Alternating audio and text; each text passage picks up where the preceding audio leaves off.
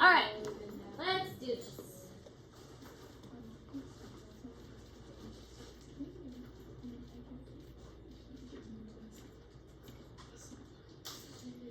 So we were learning about carbohydrates, lipids, proteins, nucleic acids. And we learned about carbohydrates and lipids and proteins last week. That just leaves us with nucleic acids. Nucleic acids have the monomer that is a nucleotide. The nucleotide consists of a sugar with a 5-carbon, the sugar is in a ring, but it also has a phosphate. And so the nucleotide is the monomer. Then the polymer is the DNA, the RNA, and the ATP. So let me draw it on the board because this makes more sense when I draw it on the board, what we're actually looking at here. I don't know how I accumulate so many lovely drawings. People just like leaving me presents on the board. Okay. So when we have a DNA molecule, we have a phosphate and a sugar and a phosphate and a sugar and a phosphate, okay? Then we have a nitrogen base and a nitrogen base. We also have the same thing here on the side, phosphate, sugar, sugar, and a phosphate, okay? And another nitrogen base, nitrogen base. And remember, all of these lines represent what? What do these lines represent? Bonds, covalent bonds, okay? So these all represent bonds. So phosphate and a sugar, and then this represents a nitrogen base. If we do a dot, what does a dot represent? Like a dot like that.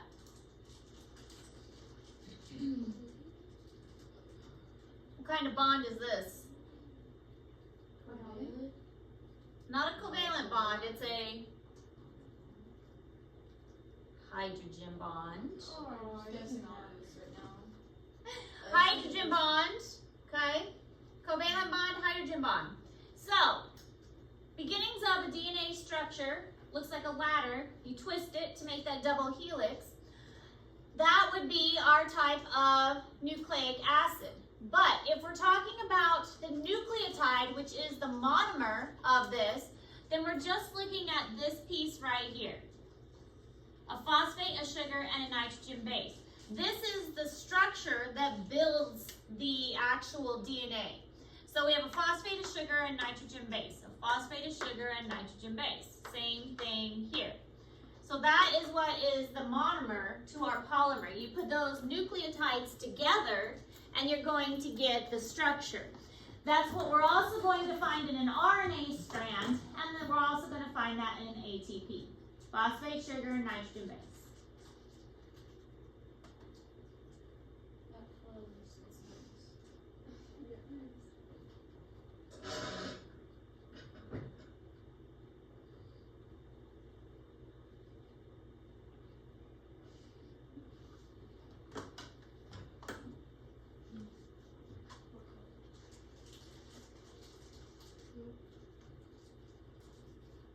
How do you record it?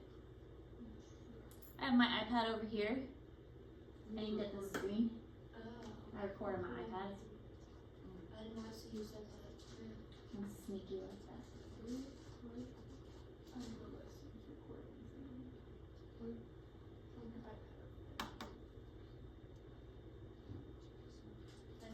Have I mentioned that I love teaching with iPads, and I wish we had iPads?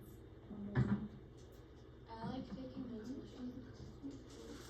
In Garden City, we didn't have Chromebooks, we had one-to-one iPads, and it was so much nicer. When I was in elementary, my school had iPads and had Chromebooks. Yep.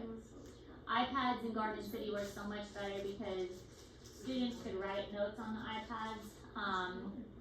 If I had a labeling assignment, then they could just label and make a color. If I had like a poster that I wanted them to make, they could draw the poster on their iPads. If there was a presentation, then we all had Apple TVs in our room. They could just project onto the Apple TV. Yeah, they could project from their iPad to the Apple TV. by the time I left, the school had invested in keyboards that hooked up to their iPads. So Like the cases? the cases had keyboards on them, so they could type on their iPads too. It was really nice. Anyways, nucleic acids are a chain of nucleotides, and they have the sugar, phosphate, and the nitrogen base. RNA and DNA are the two main ones. RNA is ribonucleic acids, and DNA is deoxyribose nucleic acids. RNA, their purpose, and we're going to get into DNA and RNA a whole lot more later on. It's another unit.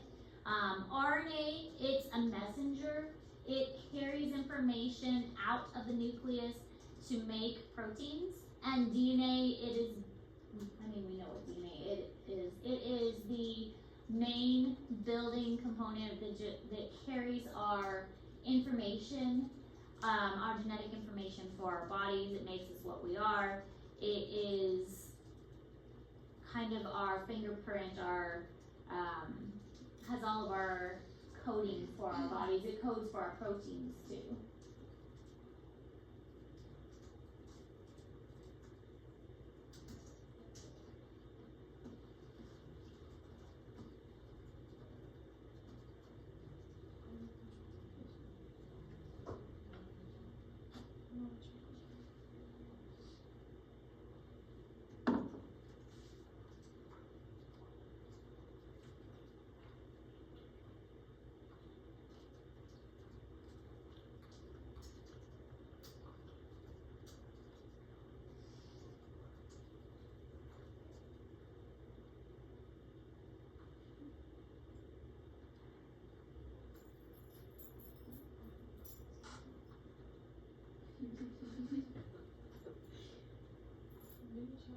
Can I water my plant loud even though I'm not isolated to ground?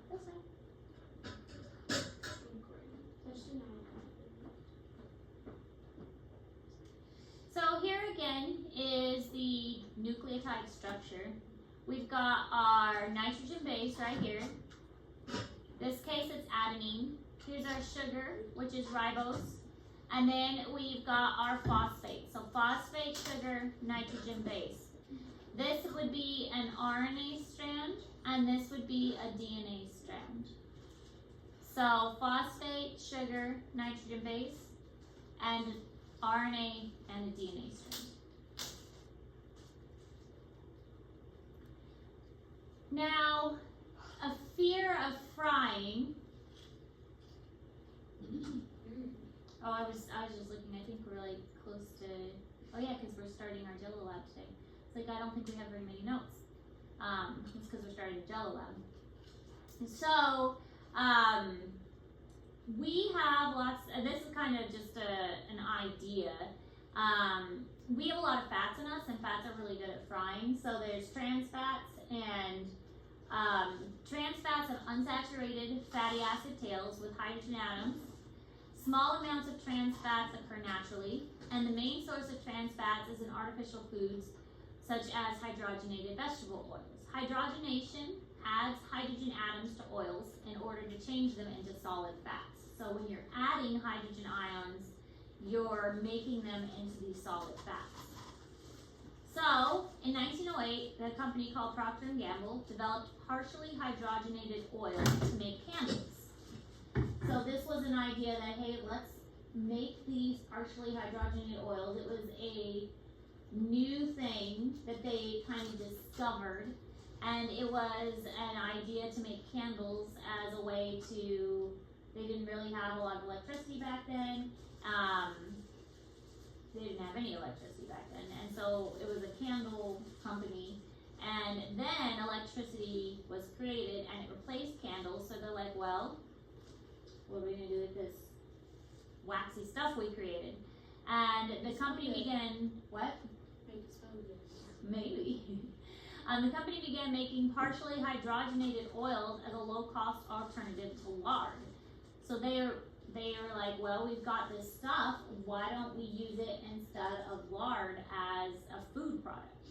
So for decades, hydrogenated oils were considered healthier than animal fats. it's made out of plants, so maybe it's healthier than animal fats. So trans fats raise the levels of cholesterol in our bodies more than any other fat. These things that were originally used for candles, now we're eating them, and it actually is a high cholesterol thing.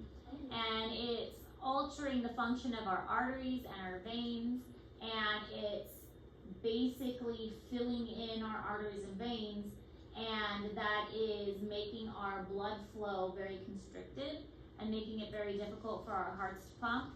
Eating as little as 2 grams a day of hydrogenated vegetable oil increases a person's risk of atherosclerosis, which is basically filling the hole of our vessels so that the blood can't flow very well.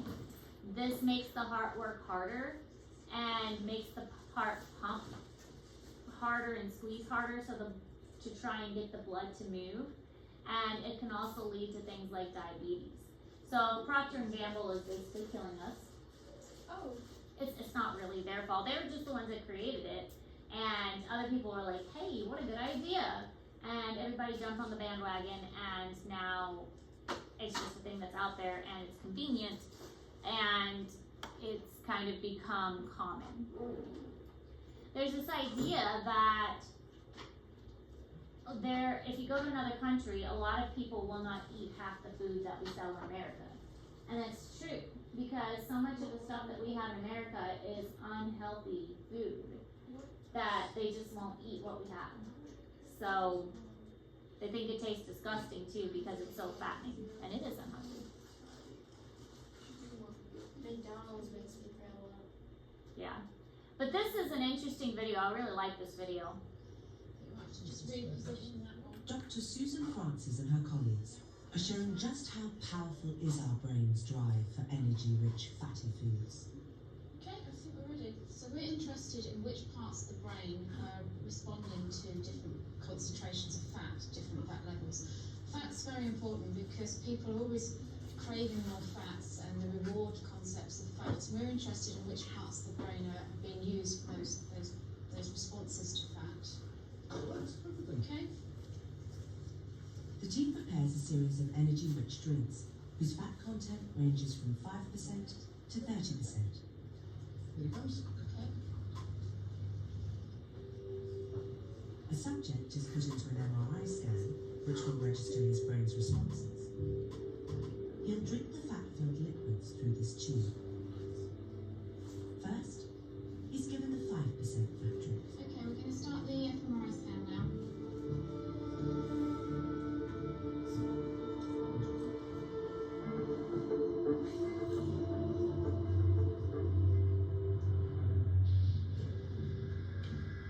So the first fat level is 5% fat, which is very similar to whole milk. And we get very low brain response to that concentration of fat level. The scan reveals his brain hardly responds. His brain doesn't like low fat. Then, he's given the 10% fat drink. The next level is the 10% fat, which is very much like the single cream level. And what we're seeing at this level is we're seeing the taste areas of the brain respond to the fat. This time, much more of the brain lights up. Now, the 30% fat drink is administered. And it's what happens next which is so surprising. So the highest level of fat we're giving is 30% fat, and this is very similar to double cream. And this activates not just the taste, but also we see touch areas in the brain associated with the texture of the fat in the mouth. We also see reward areas of the brain associated with their response to that rewarding property of the fat. What's surprising is that the part of the brain normally associated with touch is now activated. Our mouth has even used our sense of touch to examine in fine detail the texture and viscosity of the I don't fat. know. I think I ate a sandwich. The experiment shows that over millennia, we have evolved a battery of antennae to further our quest for fatty food. So as the fat content increased, the brain was like, oh, I like this.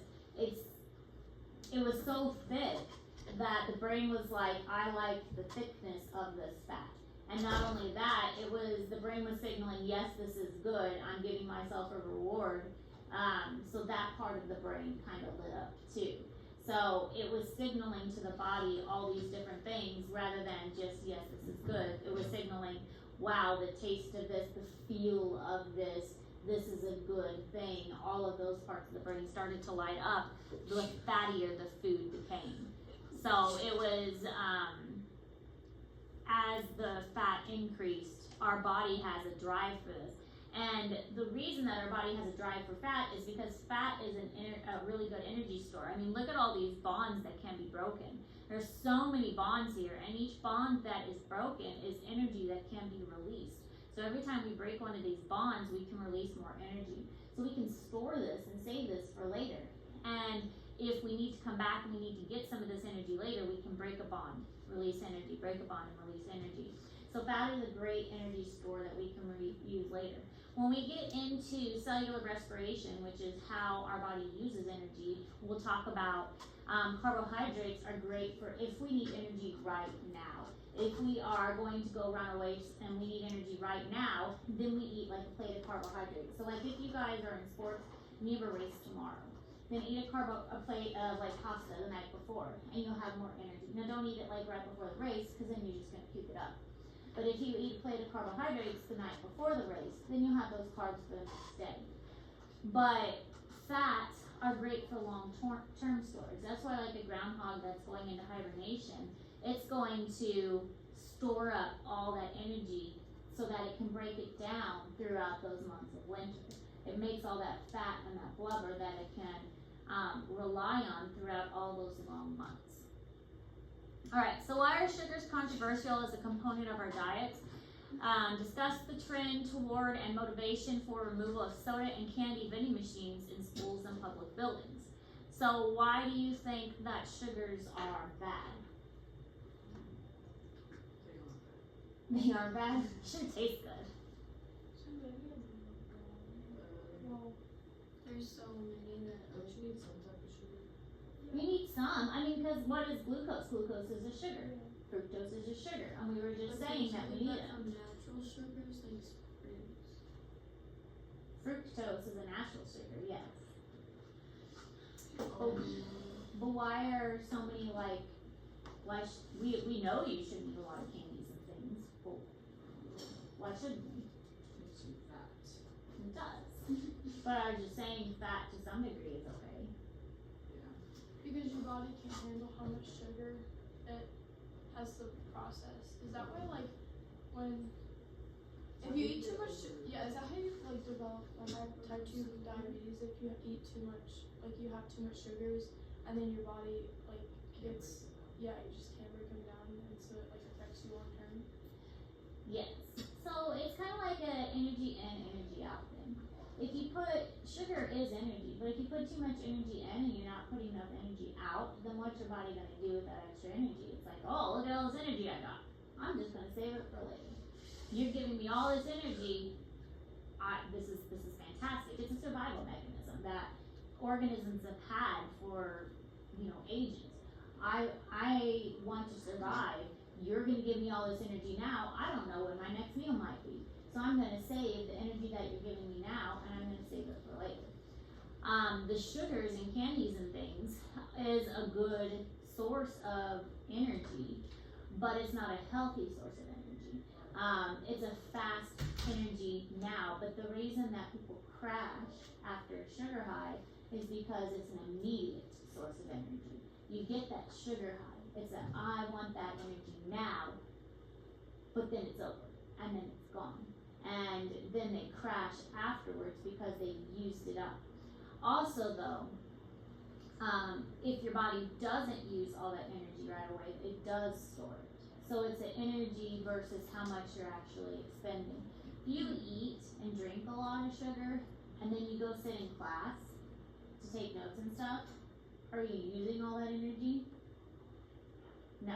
You're just sitting there, taking notes, listening to teachers, and you're not moving. So it makes sense that they don't want that kind of food in a vending machine because you're not putting that energy out. And also it's bad for your teeth too. And then you just, your body will be like, oh, all this extra stuff, let's store it for later, and then it just turns into that. Isn't that like hypoglycemic shock? Yeah, you can have too much sugars, and then it will turn into that cholesterol, it will turn into that high blood pressure and all those other issues. It will lead to childhood obesity, and also when children are young and they have access to those kinds of things, they don't know how to make the right choices either. If you give a kid milk or soda and you send them to school and they have an option of which to pick, which are they gonna pick? Okay, I have a bunch of young kids, and see, they don't like milk, or they're not going to make the right choice. They are not capable of making that right choice. They're not old enough to make that right choice. They need somebody. I mean, you guys are a bit older, but it's because you were told at those younger ages what the right choice is. But my little kids, they're not going to make that right choice. They just know that candy tastes good, so it tastes good, and so they're going to pick the thing that tastes good. So, is it the responsibility of food manufacturers to produce healthy foods, or simply to make obvious on their packaging the presence of potential health hazards? Should it be the people who make the food to make it healthy, or should they just say, hey, this is bad for you? Hey, this is bad because do it at your own risk. I don't think you should know. I don't think they should have to tell you, but I also don't think that they should have to. Well, like, I know Like, how are you gonna know if they don't good Well, for like, you, but at the same time, if they it's put just like a nutrition label on it, is that considered them saying it's bad for you? Well, Eat at your own risk. yeah. yeah. I think like maybe high amounts of caffeine or something like that that. should be like, you know, Like a 32 ounce of H2. caffeine's really bad. Really a big goal. Really bad. Especially if you're heart conditions. Heart conditions, or it causes miscarriage if you're pregnant. For women. Caffeine. If you have too much of it. With all of my pregnancies, I went caffeine free, just to be safe. So there are other sodas that have no caffeine in them. But, well, like root beer and Sprite and things like that. Sprite's like you said, all this stuff that my stomach. Everything else So it could be that people just need to educate themselves better and know what's in their food more. A lot of people will be attracted to fancy packaging and say, oh, this just looks good, and then just buy something without even reading the label. But that's also a marketing thing. If the marketing people are trying to get you to buy their products and to get and also it's a store thing. There's a reason that milk and cheese and the healthier stuff is at the very back of the store. You have to walk through the store to get the healthy stuff, and you have to walk through the aisles of non-healthy stuff to get to. I told my sister to close her eyes. Yeah, you have to walk through the unhealthy stuff to get to the healthy stuff. So, all right, macromolecule web quest. Did we finish that? I feel like I did. It was due this Friday. Yes, it's due this coming week. Okay, Plant Lab also due this coming week. All right, Jello Lab. So the Jello Lab, I did get the Jello ready for this. So the Jello Lab, let's talk about that really quick. Oh, I need my mouse, which I left over here. Go ahead and stop the recording, and then we'll talk about the Jello Lab.